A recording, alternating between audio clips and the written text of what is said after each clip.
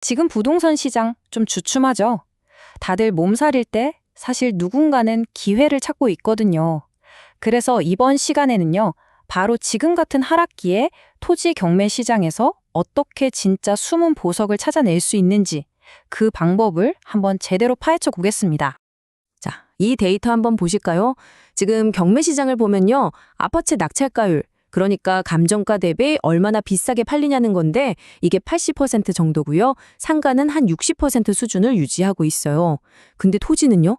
와, 보세요. 무려 50% 선까지 뚝 떨어졌습니다. 이게 뭘 의미할까요?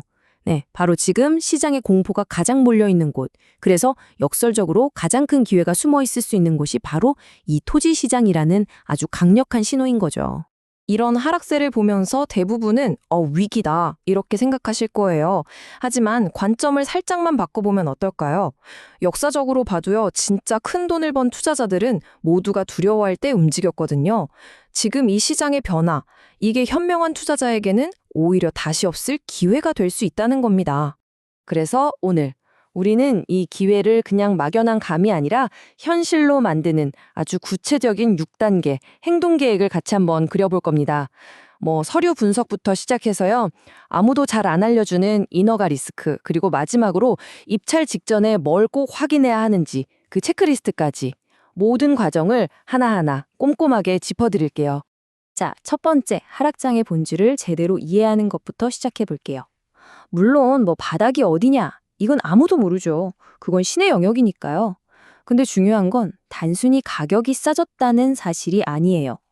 진짜 핵심은요, 경쟁이 확 줄어들고 평소에는 거들떠보지도 못했던 좋은 매물들이 정말 헐값에 나오는 시장의 비효율성이 최고조에 달하는 시기라는 점입니다. 바로 이 틈을 파고드는 게 우리 전략의 핵심인 거죠. 두 번째, 이제 우리는 투자 전략의 패러다임을 완전히 바꿔야 합니다. 그냥 싸게 서서 비싸게 팔리길 기다리는 시대는 이제 지났다고 봐야죠. 진짜 기회는 그런 데 있지 않거든요. 바로 이겁니다. 이게 오늘 설명의 심장부라고 할 수 있는데요. 왼쪽을 보세요. 기다림의 전략. 이건 그냥 시장이 좋아지기만을 바라는 어떻게 보면 좀 수동적인 투자죠. 하지만 오른쪽의 가치 창조 전략은요, 시장 상황이랑 상관없이 내가 직접 땅의 가치를 만들어내는 아주 능동적인 접근법입니다. 예를 들어 볼까요? 그냥 보기엔 쓸모없어 보이던 밭이나 임야를 사서요, 건축 허가를 딱 받아서 집 지을 수 있는 땅, 즉 택지로 바꾸는 순간 그 땅의 가치는 정말 몇 배로 껑충 뛰어오릅니다.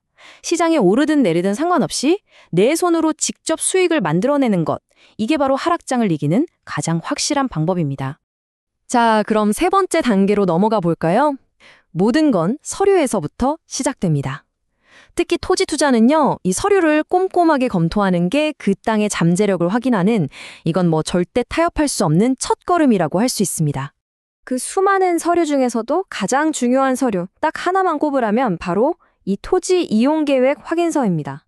이 종이 한 장이요, 그 땅에 건물을 지을 수 있게 해주는 마법의 열쇠가 되기도 하고요. 반대로 이 땅은 안 됩니다 하고 한계를 명확히 보여주는 족쇄가 되기도 합니다. 이 서류에서 딱 2개의 숫자만 봐야 한다면 전 무조건 건폐율과 용적률을 꼽겠습니다. 이게 좀 어렵게 들릴 수 있는데 아주 쉽게 말해서요. 건폐율은 1층을 얼마나 뚱뚱하게 지을 수 있는지, 그리고 용적률은 전체 건물을 얼마나 키 크게 올릴 수 있는지를 정하는 숫자예요. 그러니까 이 두 숫자가 내 땅의 잠재 수익을 결정하는 핵심 암호나 마찬가지인 거죠. 이 차이가 얼마나 극적인지 한번 보세요. 똑같은 100평짜리 땅이라고 해볼게요. 제1종 전용 주거 지역에서는요, 다 합쳐서 겨우 100평짜리 건물밖에 못 지어요. 그런데 중심 상업 지역에서는요, 와, 무려 1,500평짜리 빌딩을 올릴 수가 있습니다. 땅의 운명이 이 단어 하나로 그냥 바뀌어버리는 거예요. 용적률이 15배 차이 난다? 이건 잠재적인 가치도 그만큼, 아니 그 이상 차이 날 수 있다는 뜻입니다. 물론 이 외에도 몇 가지 퍼즐 조각들이 더 있습니다. 토지 대장으로는 정확한 면적을 확인하고요. 지적도로는 땅이 어떻게 생겼나 그 모양을 봐야 해요. 그리고 마지막으로 등기부등본을 통해서 진짜 주인이 맞는지, 혹시 빚 같은 건 없는지 최종적으로 확인하는 거죠. 이 3가지 서류까지 다 봐야 비로소 서류상으로 발생할 수 있는 리스크 검토가 끝났다고 할 수 있습니다. 자, 이제 4번째 단계로 넘어가겠습니다. 지금까지는 서로의 세계에 있었죠? 이제 현실 세계로 나올 시간입니다. 직접 현장에 가보는 것. 정말 이보다 더 중요한 단계는 없다고 단언할 수 있습니다. 여기서 정말 중요한 원칙이 하나 나와요. 뭐냐면 서류는 과거의 기록일 뿐이지 현재의 상태를 완벽하게 담아내지는 못한다는 사실입니다. 진짜예요. 서류상으로는 완벽해 보였던 땅이 막상 현장에 가보니까 쓰레기 매립지였거나 바로 옆에 거대한 송전탑이 있는 경우가 정말 허다합니다. 서류만 믿는 그 순간 투자는 도박이 되는 겁니다. 그리고 이게 바로 수많은 초보 투자자들이 눈물을 흘리는 가장 치명적인 함정 중 하나입니다. 서류상으로는요, 반듯하게 길이 나 있어요. 길 있네 싶죠. 그런데 현장에 가보면 어떨까요? 차는커녕 사람도 겨우 지나갈 만한 좁은 농로이거나 알고 보니까 남의 사유지라서 떡하니 막혀 있거나 심지어 지도에만 존재하는 유령 도로인 경우가 정말 많습니다. 그래서 이 질문을 스스로에게 꼭 던져봐야 합니다. 내 땅이 혹시 맹지, 그러니까 길이 없는 땅은 아닌가? 길이 없는 땅은요, 개발 허가 자체가 안 나오는 경우가 대부분이기 때문에 그 가치가 현저히 떨어질 수밖에 없거든요. 자, 5번째 단계입니다. 서류도 완벽하고 현장 확인까지 다 마쳤어요. 그럼 이제 끝일까요? 아니요, 절대 아닙니다.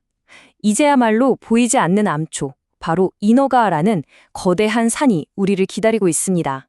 서류상으로 보면요, 허가 기간이 70일에서 90일, 그러니까 한 3달이면 충분해 보여요. 하지만 이건 그야말로 베스트 시나리오, 정말 이상적인 이야기입니다. 현실에서는요, 담당 공무원이 이 서류 보완해 오세요 하거나 무슨 위원회 심의 같은 게 추가되면서 5개월은 기본이고요. 1년 이상 질질 끄는 경우도 부지기수입니다. 시간은 곧 돈인데 말이죠. 이렇게 지연되는 원인은 정말 다양합니다. 땅을 팠는데 갑자기 유물이 나와서 공사가 중단된다거나 환경단체가 문제를 제기해서 재평가를 받아야 한다거나 말 그대로 어디서 터질지 모르는 지뢰박 같아요. 진짜 문제는요, 허가가 딱 1달만 늦어져도 수백, 수천만 원의 대출이자가 그냥 공중으로 휙 사라진다는 점입니다. 아무리 싸게 잘 산 땅이라도 이 인허가 단계에서 수익이 다 녹아내릴 수도 있는 거예요. 자, 이제 드디어 마지막 6번째 단계입니다. 지금까지 우리가 논의한 모든 것들을요, 하나의 실행 가능한 체크리스트로 딱 정리해서 여러분이 입찰 버튼을 누르기 바로 직전 최종 결정을 내리는데 도움을 드리겠습니다. 자, 입찰 버튼 누르기 직전입니다. 스스로에게 이 6가지 질문을 한번 던져보세요. 첫째, 토지 이용 계획 확인서 봤는데 내가 원하는 개발이 정말 가능한가? 둘째, 지적도 보니까 땅 모양이 괜찮은가? 셋째, 현장에 직접 가봤는데 차가 들어갈 수 있는 길이 확실히 있는가? 넷째, 지자체 조례 같은 숨겨진 규제는 없는가? 다섯째, 군사시설 보호구역처럼 특별한 제한은 없는가? 그리고 가장 중요한 여섯째, 전문가한테 물어봤는데 예상되는 인허가 기간하고 비용이 내 작은 계획 안에 들어오는가? 이 6가지 질문에 모두 네 라고 자신 있게 답할 수 있을 때 바로 그때가 입찰할 준비가 된 겁니다. 그래서 오늘 제가 드리고 싶은 가장 중요한 결론이 바로 이겁니다. 절대 혼자서 모든 짐을 다 짊어지려고 하지 마세요. 입찰하려는 땅이 있는 그 지역의 토목 측량 설계사무소에 전화 한 통만 하면 됩니다. 정말 단 몇만 원의 상담 비용으로 여러분이 놓칠 수도 있는 몇 억짜리 리스크를 막을 수 있다면 이야말로 가장 가성비 높은 보험 아닐까요? 오늘 우리는 하락장에서 기회를 토착하는 새로운 프레임워크를 함께 살펴봤습니다. 이제 이 지도를 손에 쥐셨으니 여러분이 직접 보물을 찾아 나설 차례입니다. 여러분이 발견하게 될 다음 숨은 보석은 과연 어디에 있을까요?